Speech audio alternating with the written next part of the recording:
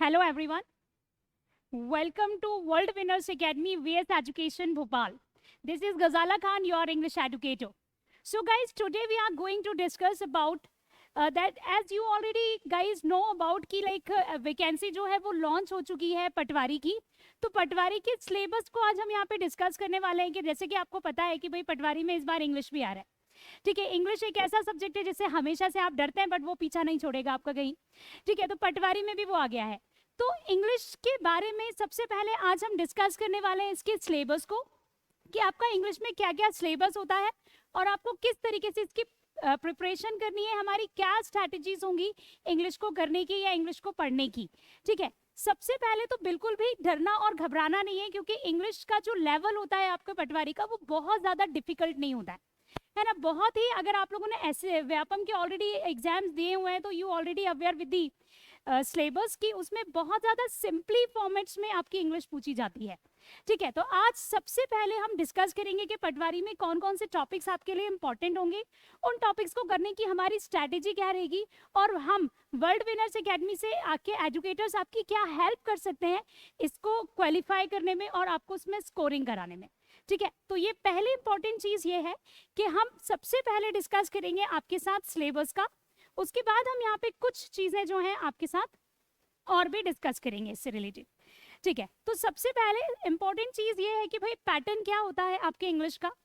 ठीक है, इंग्लिश किस पार्ट्स में आती है और क्या क्या चीज़ें हैं जिनको आपको स्पेशली टारगेट करनी है इंग्लिश के लिए. तो सबसे पहले अगर मैं बात करूँ इंग्लिश की,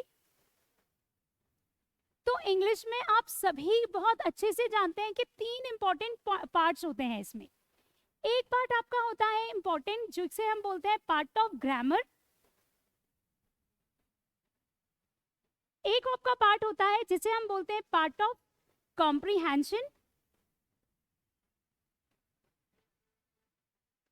और एक आपका पार्ट होता है जिसे हम बोलते हैं part of vocabulary. I am not particular talking about Patwari, but हम किसी भी इंग्लिश के कोई भी ऐसे एग्जाम की बात करें जिसमें इंग्लिश पूछी जाती है तो ये तीन स्पेशल पार्ट्स उसमें होते हैं. एक आपका होता है ग्रामर, दूसरा होता है कॉम्प्रिहेंशन और तीसरा होता है वोकैबुलरी. ठीक है, बट हाँ सारे ही एग्जाम्स में इनका वेटेज अलग अलग होता है. ठीक है, कि किसी में ग्रामर का पोर्शन ज़्यादा आता है, किसी में कॉम्प्रिहेंशन का पोर्शन ज़्यादा आता है, किसी में आपका वोकैबुलरी का पोर्शन ज़्यादा आता है. But as we all know कि हम अगर इंग्लिश किसी में आती है तो हम सिर्फ एक ही चीज़ की प्रिपरेशन करते हैं, वो होती है ग्रामर. सिर्फ ग्रामर के रूल्स को हम रटने लगते हैं जबकि हमें पता ही नहीं है कि उसका वेटेज है कितना जिस एग्जाम की, पर्टिकुलर एग्जाम की आप प्रिपरेशन कर रहे हो उसमें. तो सबसे पहले मैं आपको बता दूं कि हाँ, यहाँ पर अगर मैं बात करूँ आपके पटवारी में तो इसमें आपका ग्रामर का वेटेज एक्चुअल में अच्छा खासा होगा. ठीक है, आपको जैसे कि पता है कि इंग्लिश आपको कितने मार्क्स की आने वाली है, 25 मार्क्स की इंग्लिश आपको आने वाली है. ठीक है, तो 25 मार्क्स की इंग्लिश में से लगभग 10 to 12 मार्क्स का जो आपका पार्ट होगा वो ग्रामर का ही होगा. ठीक है, अब ग्रामर एक बहुत ब्रॉड पार्ट है ना, मतलब मैंने बोल दिया ग्रामर, इससे क्वेश्चंस आएंगे. अब कोई भी पूरी ग्रामर तो पढ़ नहीं सकता, तो उसमें भी कुछ सिलेक्टिव पार्ट्स और टॉपिक्स होते हैं जिनके बारे में हमें डिस्कशन करने की ये चीज़ें हैं जो ज़्यादा इंपॉर्टेंट हैं जिन पे हमें बात करनी है. ठीक है, और दूसरा है आपका कॉम्प्रिहेंशन. कॉम्प्रिहेंशन में ऑब्वियसली आपको तीन चीज़ें आती हैं. एक तो आपका आता है para jumble. Do you know the meaning of para jumble, where the paragraph is given and it is given into a jumbled form. जहाँ पर एक पैराग्राफ दिया गया है और वो पैराग्राफ आपका जंबल्ड फॉर्म में दिया गया है. जंबल्ड फॉर्म मतलब क्या कि वो अरेंज नहीं है, ऊपर नीचे करके वो फॉर्म्स दिए हैं और आपको उसे अरेंज करना है कि कौन सा स्टेटमेंट फर्स्ट होगा, कौन सा सेकंड होगा, कौन सा थर्ड होगा. तो ये सारी चीज़ें आपको इसमें सीखनी है. तो ये एक आपका पार्ट हो गया पैरा जंबल का, जो कि PQRS के फॉर्मेट में आता है. PQRS का फॉर्मेट आपने पहले भी सॉल्व किए होंगे मे बी, क्योंकि SI के जो पेपर है उसमें भी वही फॉर्मेट आता है. बाकी नहीं किया तो हम यहाँ पर क्लास में सारी चीज़ें करेंगे. दूसरा है आपका कॉम्प्रिहेंशन के पार्ट में पैरा जंबल के अलावा आपका एक पार्ट और है जिसे हम बोलते हैं पैसेज. बहुत ज़्यादा हार्ड एंड फास्ट चीज़ नहीं है पैसेज, मतलब एक ऐसा फैमिलियर टॉपिक है जो आपने हमेशा से पढ़ा है. अगर आप स्कूल में अपने एजुकेशन, आपने जब एजुकेशन ली है स्कूल में, तो ऑब्वियसली आप इंग्लिश मीडियम के स्टूडेंट हो या हिंदी मीडियम के स्टूडेंट हो, but you all know about the passage. ठीक है, पैराग्राफ क्या होता है, जहां पर एक पैराग्राफ दिया होता है, उसके ऊपर कुछ क्वेश्चंस पूछे गए होते हैं। ठीक है, तो आपको पैराग्राफ्स को पढ़ के, क्वेश्चंस को पढ़ के उनके आंसर्स देने होते हैं, तो दैट इज कॉल्ड पैसेज, जो कि आपको यहाँ पर भी आता है और काफी इंपॉर्टेंट पार्ट होता है आपका, है ना। मतलब यहाँ से आप इजीली 4 to 5 नंबर्स को इनटेक कर सकते हो। चलिए हम आते हैं वोकैबुलरी के पार्ट पे। वोकैबुलरी का जो पार्ट है आपका, वो थोड़ा सा आपका एक ब्रॉडेस्ट पार्ट है। वो क्या है, जैसे अगर मैं बात करूं वोकैबुलरी में, तो वोकैबुलरी में क्या क्या चीजें आपकी आती हैं,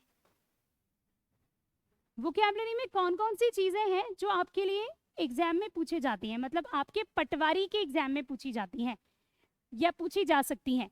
तो पहला है आपका पार्ट जिसे हम बोलते हैं सिनोनिम्स एंड एंटोनिम्स। ये आपका पहला पार्ट है जो पटवारी के एग्जाम में आपको जरूर पूछा जाएगा वोकैबुलरी में। ठीक है, सिनोनिम्स और antonyms, as you all know, एक कुछ वर्ड्स होते हैं जिनके आपको सिमिलर बताने होते हैं, कुछ वर्ड्स होते हैं जिनके आपको ऑपोजिट बताने होते हैं, तो दैट इज कॉल्ड सिनोनिम्स और एंटोनिम्स, ये पार्ट है। दूसरा पार्ट आपका होता है वोकैबुलरी का, जिसे हम बोलते हैं कि ये आपका पार्ट है आइडियम्स एंड फ्रेजेस का। आइडियम्स एंड फ्रेजेस क्या होते हैं, मुहावरे। ठीक है, मुहावरे मतलब जहां पर कुछ वर्ड्स को जोड़ करके एक अलग मीनिंग बनाया जाता है। जैसे आपने सुने होंगे कि कुछ लोग बोलते हैं add fuel to the fire, मतलब आग में घी डालना। ठीक है, तो इस हरकुलियन टास्क मतलब कोई काम जो कि डिफिकल्ट है, तो कोई भी ऐसे वर्ड जो एक से ज्यादा होते हैं और उनको जोड़ के हम कोई तीसरा मीनिंग बताते हैं, दैट इज कॉल्ड मुहावरे, that is called idioms and phrases. Third part आपका होगा जिसे बोला जाता है सिनोनिम्स एंटोनिम्स हो गया, आइडियम्स एंड फ्रेजेस हो गया, that is called spelling errors. Spelling errors Vyapam का फेवरेट पार्ट है। ठीक है, बिल्कुल फेवरेट पार्ट है। जो ऐसा ही कि आपने देखा कि सिलेबस होता है उसमें स्पेलिंग एरर्स के क्वेश्चन बहुत सारे आते हैं। स्पेलिंग एरर्स मतलब बहुत छोटी छोटी सारी स्पेलिंग्स आती है, जैसे कि आपको ग्रामर की स्पेलिंग पूछी गई, ठीक है, जो कि आप गलत लिखते हो। हम लोग ग्रामर की स्पेलिंग क्या लिखते हैं, हम ग्रामर की स्पेलिंग लिखते हैं GRAMMER। ठीक है, जितने भी लोग देख रहे हैं 99% लोग दे नो कि हम ये स्पेलिंग लिखते हैं। ठीक है, और ये स्पेलिंग बिल्कुल गलत है। ग्रामर की स्पेलिंग में भाई ई नहीं आता है, ग्रामर की स्पेलिंग में क्या आता है, ए आता है, तो ये होना चाहिए ग्रामर। तो इस तरीके के स्पेलिंग एरर्स आपको बहुत आते हैं। मतलब एक क्वेश्चन होगा उसमें एक ही स्पेलिंग को 4 to 5 टाइप से लिख दिया जाएगा, जिसमें आपको क्या करना है, आपको उसको रीड करना है, you have to read it out, आपको उसे रीड इट आउट करना है। उसके बाद आपको उनमें से कोई एक करेक्ट स्पेलिंग का फॉर्म बताना है। That would be very confusing, बहुत कंफ्यूजिंग होता है इफ अगर आपकी प्रिपरेशन नहीं है उस हिसाब की। तो ऐसे बहुत टिपिकल वर्ड्स नहीं आते, ऐसे ही वर्ड्स आते हैं जो हम अपने अभी स्पोकन में गलत यूज करते हैं। ठीक है, बहुत फैमिलियर और सिंपल वर्ड्स आते हैं, जैसे स्पेक्टिकल्स पे एरर आता है, जैसे ग्रामर पे आता है, जैसे कि कॉम्प्रीहेंशन की स्पेलिंग पे आता है, जैसे कि कॉम्प्लीमेंट पे आता है। तो ये वर्ड्स हैं जिन पे एरर्स आते हैं, जो कि हम आगे देखेंगे। इसके अलावा आपका हो गया synonyms, antonyms, idiom phrases, spelling errors, और हो गया आपका last part one word substitute.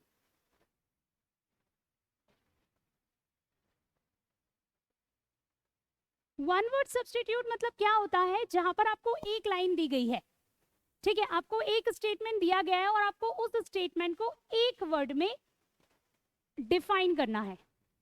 जैसे अगर मैंने बोला कि an original inhabitant of a place, an original inhabitant of a place, ये एक स्टेटमेंट दिया गया है आपको, जिसका मतलब होता है किसी जगह का मूल निवासी।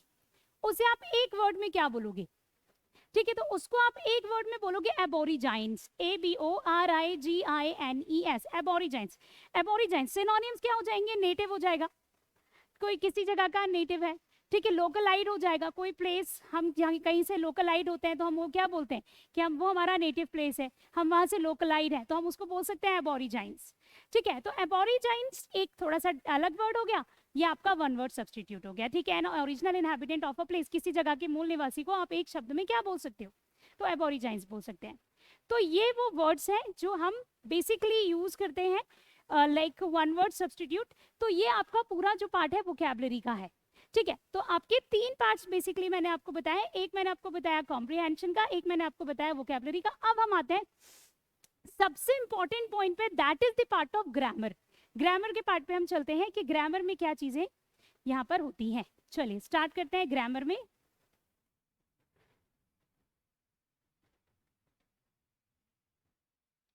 ग्रामर पटवारी का एक सबसे ब्रॉडेस्ट पार्ट है, मतलब एक ऐसा पार्ट है जहां से नंबर ऑफ क्वेश्चन ज्यादा पूछे जाएंगे, है ना, क्योंकि grammar obviously you all know about it कि भाई ग्रामर जो है एक ऐसा पोर्शन है जो डायरेक्टली नहीं भी आता तो इनडायरेक्टली हर जगह आ जाता है। ठीक है, मतलब फिल इन दी ब्लैंक्स है तो उसमें भी ग्रामर लगेगी। ठीक है, अगर आपका जो लाइक वर्ड स्वैपिंग है तो उसमें भी ग्रामर लगेगी। ठीक है, तो अगर आप उसको रीड कर रहे हो, रीडिंग कर रहे हो तो उसमें भी ग्रामर लगेगी। इवन सिनोनिम्स और टोनिम्स सॉल्व कर रहे हो तो भी ग्रामर लगेगी। तो ये सारी चीजें जो हैं आपके लिए ग्रामर से लिंक्ड है, कनेक्ट है, तो ग्रामर को हम स्किप नहीं कर सकते। हाँ, लेकिन हम वो कर सकते हैं कि ग्रामर में से हम कुछ पोर्शन निकाल लें कि अगर हम इतना पोर्शन बहुत अच्छे से कर लेते हैं तो आपका जो पेपर है उसमें ना कि क्वालिफाई हो जाएगा बल्कि बहुत अच्छा स्कोर भी हम कर सकते हैं। ठीक है, तो हम कुछ पर्टिकुलर उन टॉपिक्स पे यहाँ पर बात करने वाले हैं। वो कौन सा टॉपिक है? पहला टॉपिक है वो आपका, जिसे हम बोलते हैं कि the topic of verbs. Topic of verbs मतलब ये वर्ब का टॉपिक आपका ऐसा है जिससे रिलेटेड हम काफी सारे क्वेश्चंस को सॉल्व कर सकते हैं। ठीक है, क्योंकि वर्ब एक ऐसा पार्ट है जहां से डेफिनेटली आपको क्वेश्चंस पूछे जाएंगे। ठीक है, वर्ब क्या होती है आपने हमेशा से पढ़ी है लेकिन याद नहीं रहती, वो बात अलग है। वर्ब्स क्या है? जहां पर एक कोई वर्ड है जो सेंटेंस में एक्शन बता रहा है। एक्शन बता रहे, जैसे कि मैं खड़ी हूं, मेरा खड़ा होना, स्टैंड, ये एक एक्शन है। मैं बात कर रही हूं, मेरा बोलना, ये एक एक्शन है। आप मुझे सुन रहे हैं, लिसन, ये एक एक्शन है। तो आना जाना, उठना बैठना, खाना पीना, रहना, एनीथिंग, पढ़ना, ये सारी जो चीजें हैं ये एक्शन है। और जो भी एक्शंस होते हैं उन्हें हम कहते हैं कि ये क्या है? ये वर्ब्स है। तो वर्ब बहुत ही सिंपल लैंग्वेज में और बेसिक से हम यहाँ पर डिस्कस करेंगे, क्योंकि भाई वर्ब के बेसिक से आपको बहुत सारे क्वेश्चंस आते हैं। तो बेसिक में हम एवरीथिंग वी विल डिस्कस कि भाई what is the use of is, am, are, what is the use of was, were, what is the use of has, have, had, everything we will discuss in our class. हमारी class में हम सारी चीजें discuss करेंगे कि B की forms का क्या रोल है, हैव की फॉर्म का क्या रोल है, डू की फॉर्म का क्या रोल है। तो ये सारी चीजें जो है आपके लिए काफी इंपॉर्टेंट होने वाली है और काफी फ्रूटफुल भी होने वाली है ना, बेनिफिशियल है, क्योंकि इनसे क्वेश्चंस बिल्कुल पूछे जाते हैं। दूसरा टॉपिक आपका क्या है? जब आपने वर्ब्स का बेसिक अच्छे से पढ़ लिया है, आपने पढ़ लिया है कि भाई आपको पता चल गया कि ये सिंगुलर वर्ब है, आपको पता चल गया ये प्लूरल वर्ब है, आपको पता चल गया कि इज के बाद कौन सी मेन वर्ब आएगी, आपको पता चल गया हैव के बाद कौन सी मेन वर्ब आएगी, तो फिर आपको नेक्स्ट टॉपिक पे उतरना है और वो नेक्स्ट टॉपिक आपका होगा subject verb and agreement. Subject verb and agreement, ये होगा subject verb and agreement. Subject verb and agreement क्या होता है बच्चों? सब्जेक्ट वर्ब एंड एग्रीमेंट वो होता है जहां पे हम ये सीखते हैं कि सेंटेंस में सब्जेक्ट क्या है, सेंटेंस में क्या है, सब्जेक्ट क्या है। हमें क्या लगता है? हमें ये लगता है कि जो वर्ड वर्ब के पहले लिखा है वो सब्जेक्ट है, बट एक्चुअल में ऐसा तो बिल्कुल भी नहीं है। जरूरी नहीं है कि हर वो वर्ड जो जस्ट वर्ब के पहले लिखा हो वो सब्जेक्ट हो, है ना। वर्ब के पहले लिखा हुआ वर्ड हो सकता है कि सब्जेक्ट हो, लेकिन वर्ब उससे एग्री करे ये नहीं हो सकता, है ना। तो हम यहाँ पर ये देखेंगे कि सब्जेक्ट क्या होता है और वर्ब किससे एग्री करेगी, वर्ब किससे एग्री करेगी। तो ये सारी चीजें यहाँ पर हम डिस्कस करेंगे, वो हमारा सेकंड टॉपिक रहेगा, that would be subject verb and agreement, जो कि मोस्ट इंपॉर्टेंट टॉपिक है आपके एग्जाम के लिए, क्योंकि सब्जेक्ट वर्ब एंड एग्रीमेंट से मैक्सिमम नंबर ऑफ क्वेश्चंस पूछे जाते हैं, क्योंकि ये सिर्फ एक टॉपिक से कनेक्ट नहीं है। देखो ये वर्ब से भी कनेक्ट है, ये आगे हम पढ़ेंगे कंजंक्शन से भी कनेक्ट है, इसमें आपके प्रोनाउंस के कॉन्सेप्ट भी लगेंगे, तो ये बहुत सारे टॉपिक से कनेक्टेड है। ठीक है, कौन सा topic? That would be the topic of subject verb and agreement. Next topic आपका हम पढ़ेंगे यहाँ पर, वो हमारा रहेगा टेंस। भाई टेंस तो बहुत ही कंफ्यूजिंग टॉपिक है, एवरीबॉडी नोज अबाउट इट।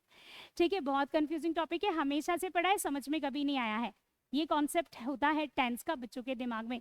वो स्टूडेंट या तो इसके हों आपके इंग्लिश मीडियम के या हिंदी मीडियम के हों, टेंस से बड़ा घबराते हैं सारे लोग।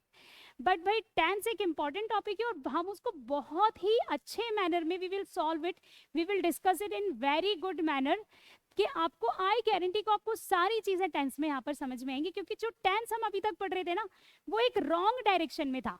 मतलब हम टेंस को एक स्पोकन के पॉइंट ऑफ व्यू से देखते थे, चुका है, रहा है, था है। एग्जाम में थोड़ी ना ऐसे आता है। एग्जाम में कुछ चीजें होती हैं जिसके लिए हमें पढ़ना है, और वो मेन चीज होती है टाइम। मतलब जो भी टाइम दिया है उसके हिसाब से टेंस को सेट कर दो। तो हमें टाइम, जो टेंस का आपका पार्ट है उसमें हमें टेंस से ज्यादा जो इंपॉर्टेंट चीज है ना वो टाइम है जिसे हमें पढ़ना है। ठीक है, तो ये आपका 3rd नंबर का टॉपिक रहेगा, that is subject verb and agreement. Next topic आपका रहेगा noun, pronoun, adjectives plus determiners,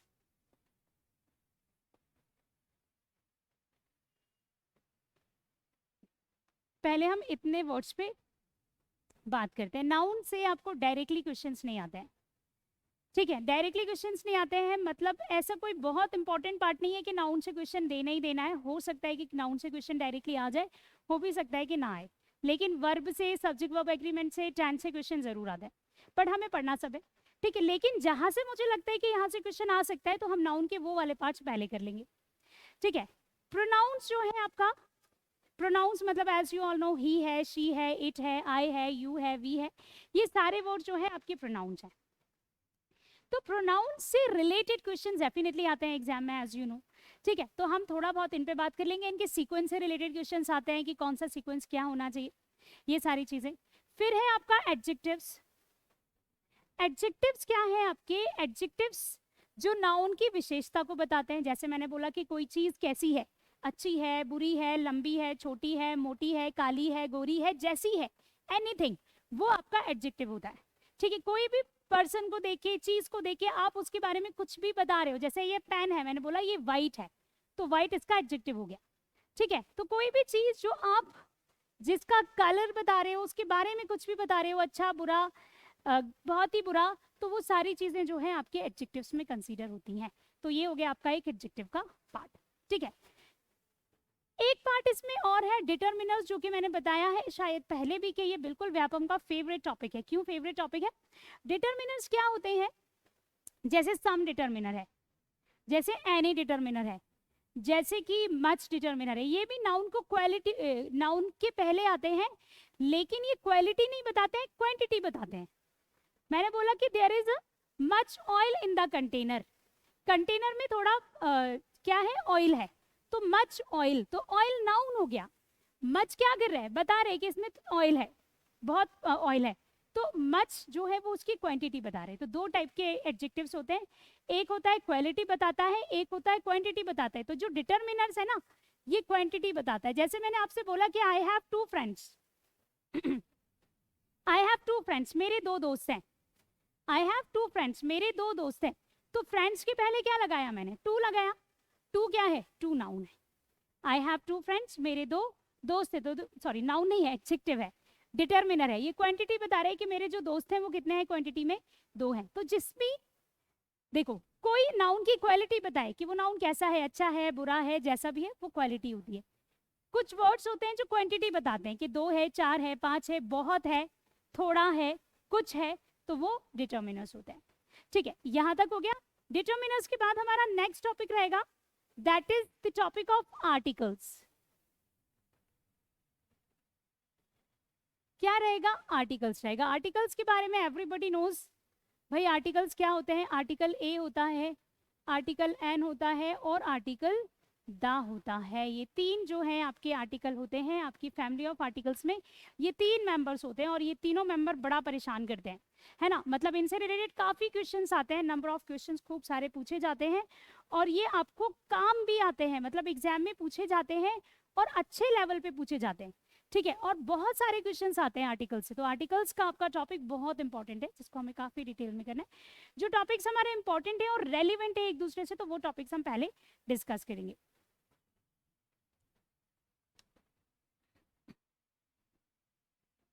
चलिए नेक्स्ट पे हम आएंगे, नेक्स्ट टॉपिक हमारा रहेगा आर्टिकल्स के बाद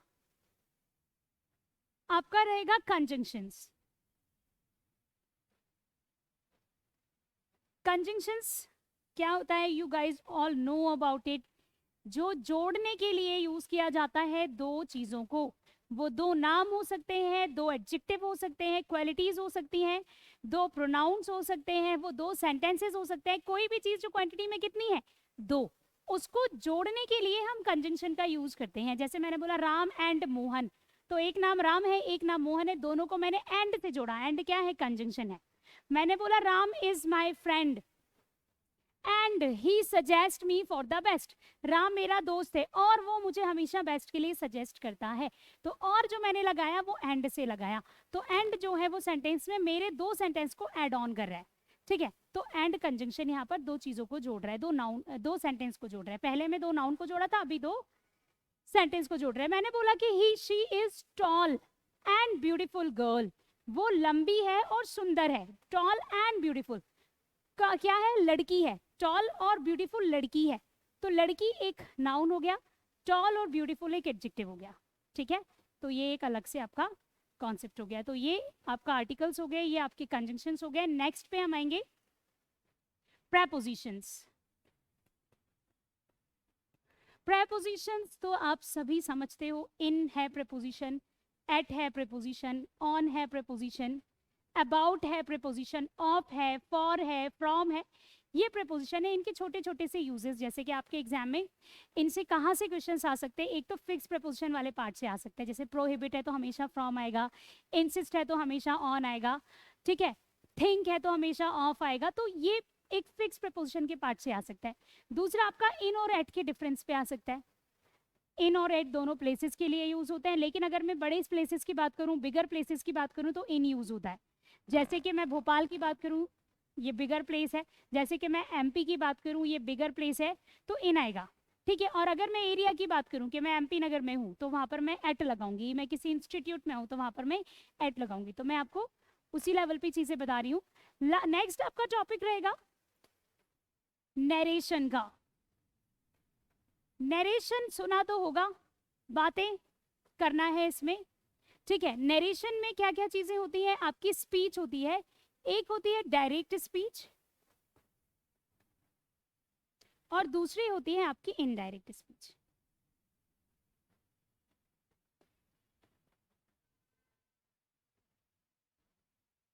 एक होती है आपकी डायरेक्ट स्पीच और एक होती है आपकी इनडायरेक्ट स्पीच। डायरेक्ट स्पीच क्या होती है, जहां पर हम कोई बात किसी से कह रहे हैं, वो डायरेक्ट स्पीच है। इनडायरेक्ट स्पीच क्या होती है कि हम हमारी कही हुई बात को कोई किसी और को डिलीवर करेगा, वो इनडायरेक्ट स्पीच होती है। ठीक है, ये सारी चीजें क्या है, बातों पर, कन्वर्सेशन पर बेस्ड होती है। बहुत सिंपल टॉपिक है, हम इसको आगे कंटिन्यू करेंगे। नेक्स्ट और लास्ट टॉपिक हमारा होगा, that would be voice. You all guys know about active voice and passive voice. ठीक है, हमें सभी को पता है कि एक्टिव वॉइस और पैसिव वॉइस के बारे में। ठीक है, अब थोड़ा सा हम स्ट्रैटेजीज डिस्कस कर लेते हैं कि हमारा क्या रहेगा पैटर्न पढ़ने का और क्या स्ट्रैटेजीज रहेंगी हमारी चीजों को करने की। सबसे पहले तो हम स्टार्ट करेंगे आपके बिल्कुल बेसिक और ग्रामर के पार्ट से, जिसमें हम पहला टॉपिक पढ़ेंगे वर्ब्स का। ठीक है, हार्डली 2 से 3 क्लासेस में हम वर्ब के बेसिक को कवर अप करेंगे, सारे बेसिक को कवर अप करेंगे कि वर्ब क्या है और उससे रिलेटेड क्या क्या क्वेश्चन होते हैं और कैसे कैसे क्वेश्चंस आते हैं। ठीक है, तो वर्ब को हम पहले कंप्लीट करेंगे। हर एक टॉपिक को हम पहले इन डेप्थ उसकी नॉलेज लेंगे, उसको कंप्लीट करेंगे, फिर उसके ऊपर हम कितने क्वेश्चन सॉल्व करेंगे, हम 50+ क्वेश्चन और 100 तक के क्वेश्चंस जो है हम एक पर्टिकुलर टॉपिक पे सॉल्व करेंगे क्लास में। बाकी के आपको करना है, आपको पीडीएफ मिलेगा या जो भी चीजें मिलेंगी आपको उससे रिलेटेड क्वेश्चंस को सॉल्व करना है। ठीक है, हम हर एक टॉपिक की इतनी ज्यादा प्रैक्टिस करेंगे कि वो माइंड में आपके सेट आउट हो जाए कि उससे रिलेटेड क्वेश्चन अगर एग्जाम में आए, जो कि जरूर आता है, वर्ब सब्जेक्ट वर्ब एग्रीमेंट, ये टॉपिक्स इंपॉर्टेंट है। ठीक है, तो आपसे कोई भी क्वेश्चन स्किप ना हो पाए।